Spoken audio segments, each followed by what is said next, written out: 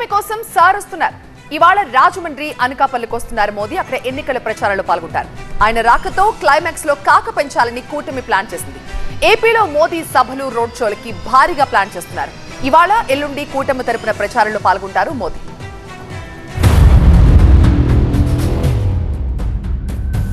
ఆంధ్రప్రదేశ్ పై BJP full గా focus పెంచింది.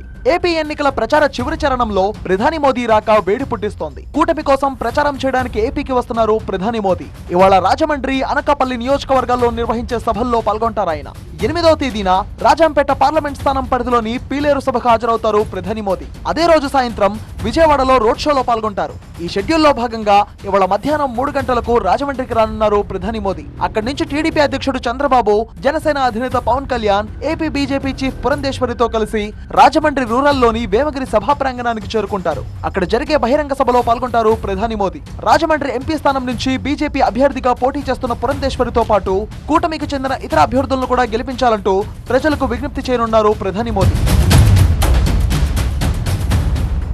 Rajahmundry rural వేమగిరిలో జరిగే సభకు బీజేపీ భారీగా ఏర్పాట్లు చేసింది. ప్రధాని భద్రత కోసం పోలీసులు భారీగా మోహరించారు. భద్రతా ఏర్పాట్లను జిల్లా ఎస్పీ జగదీష్, డీఎస్పీ అంబికా ప్రసాద్ పర్యవేక్షించారు. రాజమండ్రిలో సభ ముగించుకుని సాయంత్రం 5:45 విశాఖ ఎయిర్పోర్ట్ కు చేరుకుంటారు ప్రధాని మోదీ. తర్వాత అనకాపల్లిలో నిర్వహించే బహిరంగ సభలో పాల్గొంటారు. అనకాపల్లి బీజేపీ ఎంపీ అభ్యర్థి సీఎం రమేష్, ఎమ్మెల్యే అభ్యర్థుల తరఫున మోదీ ప్రచారం చేయనున్నారు. ఇక ఈ నెల 8వ తేదీన మధ్యాహ్నం 2 గంటలకు తిరుపతి విమానాశ్రయానికి చేరుకుంటారు మోదీ. పీలేరు అసెంబ్లీ పరిధిలోని కలికిరి సభలో చంద్రబాబు, పవన్ తో కలిసి ప్రధాని మోదీ పాల్గొంటారు. సాయంత్రం 5 గంటలకు విజయవాడ చేరుకుని ఇందిరాగాంధీ మున్సిపల్ స్టేడియం నుంచి బెంచ్ సర్కిల్ వరకు రోడ్ షోలో పాల్గొంటారు ప్రధాని మోదీ. ప్రధాని సభలకు పెద్ద ఎత్తున తరలి రావాలంటూ బీజేపీ శ్రేణులకు, ప్రజలకు పురంధేశ్వరి విజ్ఞప్తి చేశారు.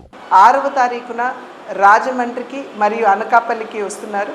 అదేవిధంగా 8వ తారీఖున విజయవాడకి మరియు రాజంపేటకి వారు తరలి వస్తున్నటువంటి సందర్భంలో ప్రజలందరూ తరలి వచ్చి ఎన్డీఏ కూటమిని ఆశీర్వదించి నరేంద్ర మోడీ గారు ఇచ్చేటువంటి సందేశాన్ని అందిపుచ్చుకోవాలని చెప్పి అభ్యర్థిస్తూ సెలవు తీసుకున్నారు.